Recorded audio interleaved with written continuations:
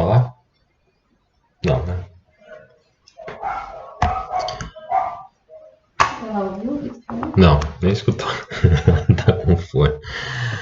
Bom, pessoal, dando seguimento aqui então à nossa aula sobre dilatação dos sólidos e dos líquidos, né? Hoje eu quero responder a seguinte pergunta: por que os lagos congelam na superfície, né? A gente tem esse fenômeno muito comum e graças a esse fenômeno que há vida, né, nas águas, mesmo em regiões onde o inverno é bem rigoroso. Mas por que isso acontece? Bom, a água ela sofre uma dilatação anômala, né? Isso por causa da sua constituição. Ela é um líquido mais abundante que nós temos no planeta e ela é constituída basicamente, né, por 2 átomos de hidrogênio e um de oxigênio. E o que isso faz, né, traz de particularidade para a água? Bom, ela tem uma estrutura, né, quando líquida, bem ordenada, né, e onde as pontes de hidrogênio elas estão constantemente sendo formadas e rompidas, o que não é o caso quando a água ela fica solidificada, né, em estado de gelo. Então, todas as moléculas se estruturam de modo a formar pontes de hidrogênio. E o que isso vai acarretar para a gente, né?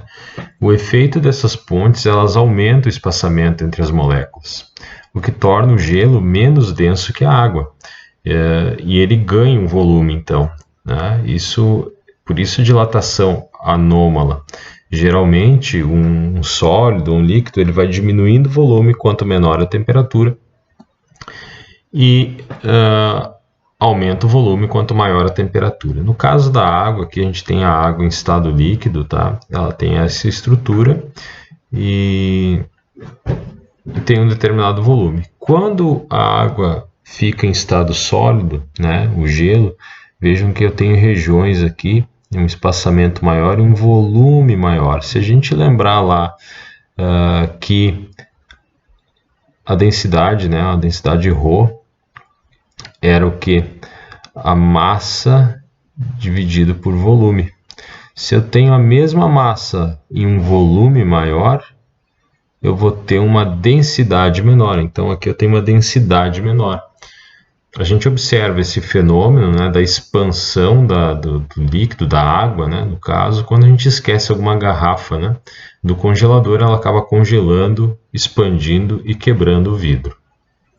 Então, dada essa massa de gelo, tem um volume maior que a mesma massa de água. Então, vou diminuir a minha densidade. Então, a temperatura de 0 grau, né, quando a água passa do estado sólido para o estado líquido, a água diminui de volume, devido ao rompimento das pontes de hidrogênio. Que a gente consegue acompanhar aqui no gráfico o que está acontecendo aqui. Nesse eixo aqui eu tenho o volume e aqui eu tenho a temperatura. Então, aqui eu tenho 0 grau e aqui eu tenho 4 graus. O que está acontecendo com o meu volume? Vejam que conforme vem decaindo, né, caindo a temperatura, o meu volume ele vem caindo também, vem contraindo, né? Se eu aquecer, ela vai expandir o volume, até aí normal. O que acontece no caso da água, que abaixo de 4 graus ela começa a aumentar o volume. Vejam que aqui ela não está congelada ainda, né? Ela vai congelar aqui nesse ponto. Então aqui eu ainda tenho água líquida e ela está aumentando o volume. Aumentou o volume até que chegou no ponto aqui de congelamento, né? Solidificação a 0 grau com um volume maior.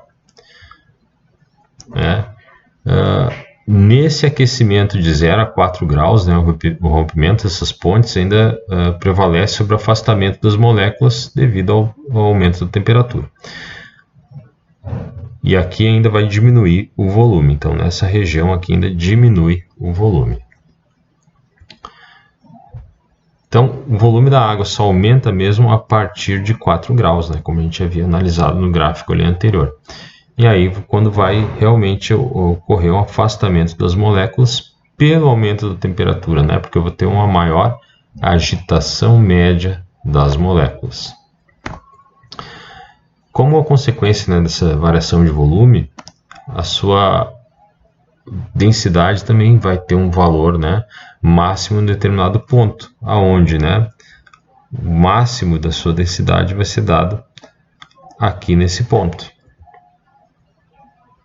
Aqui é o máximo da densidade, tá? A 4 graus. Depois eu começo a ter a dilatação do líquido novamente, e aqui também eu tenho uma diminuição da minha densidade. E isso vai fazer o quê? Né? Essa mudança de densidade. Imagine aqui que eu tenho um ambiente, né? E esse ambiente começa a diminuir a temperatura. A minha água da superfície aqui, ela vai diminuir a temperatura. E o que acontece quando eu tenho uma diminuição da temperatura? Até 4 graus, eu vou estar diminuindo também, né, o meu volume. E aqui a 4 graus eu tenho máxima densidade, tá? Vou botar aqui um ρ. A 4 graus eu tenho máxima densidade. Então, quando a água vai esfriando, ela vai descendo, né? E aquela água que está lá embaixo vai subir, porque ela tem uma temperatura maior. Ela se esfria, densidade maior, e aqui uma densidade menor. Há um fluxo aqui, né? Uma convecção desse fluido. Só que chega um determinado momento que eu vou esfriando mais ainda a minha água, ela vai ficando com uma densidade menor, né? Abaixo de 4 graus.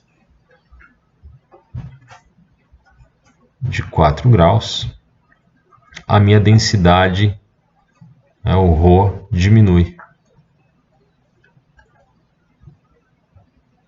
Fazendo o quê? Fazendo com que a minha água mais fria vai ficar na superfície, né? Porque eu tenho uma água aqui com uma densidade menor. Ela ainda está líquida, porém ela tem uma densidade menor do que a água que está no fundo. A gente pode supor aqui que eu tenho uma água a 4 graus aqui no fundo. E aqui eu já posso ter uma água a 2 graus, né? E aí a água a 2 graus Celsius, ela tem uma densidade menor que essa aqui. Densidade menor, ela vai estar na superfície. E vai acontecer isso aqui, a formação então do gelo. Quando eu tenho uma temperatura, né, inferior a 0 grau, eu vou ter aqui a formação do gelo, que tem uma densidade menor, e a água, aquela que estava a 4 graus, né, vai permanecer, vai ser a mais densa, vai estar no fundo. Então isso evita o quê?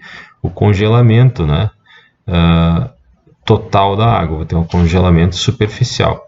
E isso faz com que ainda eu continue tendo vida, mesmo em regiões com frio intenso, né? Porque eu tenho ainda uma parte da água líquida.